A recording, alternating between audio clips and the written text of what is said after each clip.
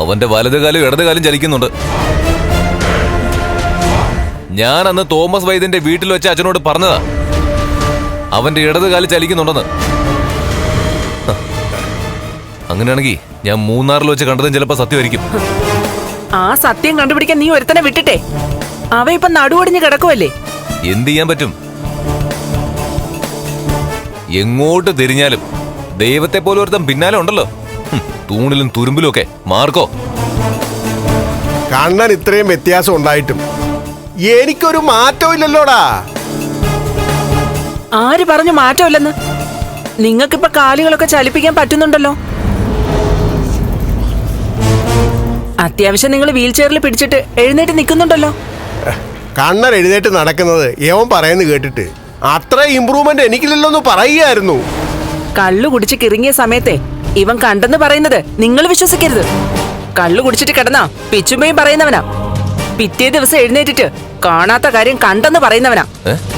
ഞാൻ എപ്പോഴങ്ങനെ പറഞ്ഞിട്ടുള്ളത്? എപ്പോഴാണെന്നോ ഒരുപാട് തവണ പറഞ്ഞിട്ടുണ്ട്. എടാ, കഴിഞ്ഞ ദിവസം നീ ആ മാർക്കോയെ വണ്ടി കയറ്റി കൊന്നെന്ന് പറഞ്ഞില്ലേ? അങ്ങനൊരു സ്വപ്നം ഞാൻ കണ്ടായിരുന്നു. അതാ പറഞ്ഞത്.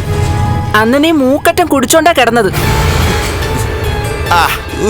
മാർക്കോയും കണ്ണനെയും മഹാലക്ഷ്മിയും ഒക്കെ കൊല്ലണമെന്ന് മാത്രമാ നീ ഇപ്പൊ ചിന്തിക്കുന്നത്. അതുകൊണ്ടാ നീ ഇത്തരം കാഴ്ചകളൊക്കെ സ്ഥിരമായിട്ട് കാണുന്നത്. ഞാനും പ്രതാപൻ അങ്ങളൊക്കെ ഈ കാശ് കൊടുക്കുന്നത് ബുദ്ധി ഉറയ്ക്കാത്ത ചില തടിമാടന്മാർക്ക്.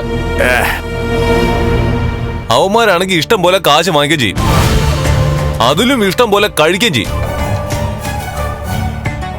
പക്ഷേ കഴിക്കുന്നതൊക്കെ ശരീരത്ത് പിടിക്കുന്നുണ്ട്, തലച്ചോറിൽ പിടിക്കുന്നില്ല. എടാ, മഹാലക്ഷ്മി കണ്ണന്റെ ജീവിതത്തിലേക്ക് വരുന്നതിന് മുമ്പ് ഞാൻ എന്ത് പ്ലാൻ ചെയ്താലും അതൊക്കെ നടക്കുമായിരുന്നു. ഞാൻ മാത്രമല്ല, നീയും അതിനു മുമ്പ് എന്തൊക്കെ ചെയ്യാൻ തീരുമാനിച്ചിട്ടുണ്ടോ അതും നടക്കുമായിരുന്നു. മഹാലക്ഷ്മിയും കണ്ണനും തമ്മിൽ കൂടിച്ചേർന്നതിന് ശേഷമാണ് നമ്മുടെ പ്രതീക്ഷകളെല്ലാം തെറ്റിപ്പോയത്. നീ ഇപ്പൊ പറഞ്ഞ മാർക്കോയെ പോലുള്ളവര് അതിന് ശേഷമാണ് അവർക്ക് കൂട്ടായി വന്നത്. എന്തായാലും നീ പുറത്തേക്കൊക്കെ ഇറങ്ങുമ്പോ ഒരു തോക്ക് കൈ കരുതിക്കോ. അതുകൊണ്ട് ദൂരെ നിന്ന് നിറയൊഴിച്ചാലും മാർക്കോ വീഴും. അല്ലാതെ മൂർച്ചയുള്ള കടാരയൊക്കെ ആയിട്ട് അവന്റെ മുമ്പിൽ ചെന്ന് നിന്നാ അത് നിന്റെ കയ്യിൽ നിന്ന് തന്നെ പിടിച്ചു വാങ്ങിയിട്ട് അത് നിന്റെ നേരെ തന്നെ പ്രയോഗിക്കും. കുറച്ചുനാള് നീ ഈ നാട്ടിൽ നിന്ന് തന്നെ ഒന്ന് മാറി നിൽക്കുന്നതാ നല്ലത്. അങ്ങനെ പേടിച്ചോടാനൊന്നും ഞാനില്ല. പിന്നെ നീ പേടിച്ചോടി മൂന്നാർ പോയി താമസിച്ചോടാ.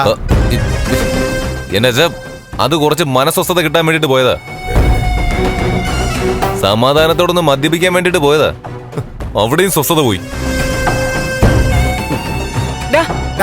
നീ എങ്ങോട്ട് പോവാ?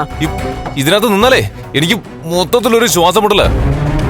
പ്രത്യേകിച്ച് അവന്റെ ഇടത് കാല് ചലിച്ചു തുടങ്ങിയെന്ന് ഉറപ്പിച്ച സ്ഥിതിക്ക് അമ്മ എന്റെ വാല് തീ പിടിച്ച പോലെ. അവൻ നടന്നോ നടന്നില്ലോ എന്ന് അറിയണമെങ്കിൽ തളർന്നു കിടക്കുന്ന ഒരുത്തന്റെ നാവ് ചലിക്കണം, അതല്ലെങ്കിൽ അവന്റെ കൈയെങ്കിലും ചലിക്കണം. അത് ചലിച്ചോന്ന് ഞാൻ പോയി നോക്കിട്ട് വരട്ടെ.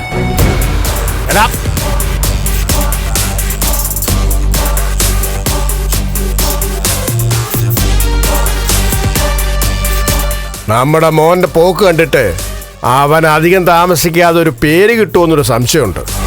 എന്തു പേര്? പേര് മിക്കവാറും അവനെ ഏതെങ്കിലും മെന്റൽ ഹോസ്പിറ്റലിൽ കൊണ്ടുവരണമെന്നാ എനിക്ക് തോന്നുന്നത്.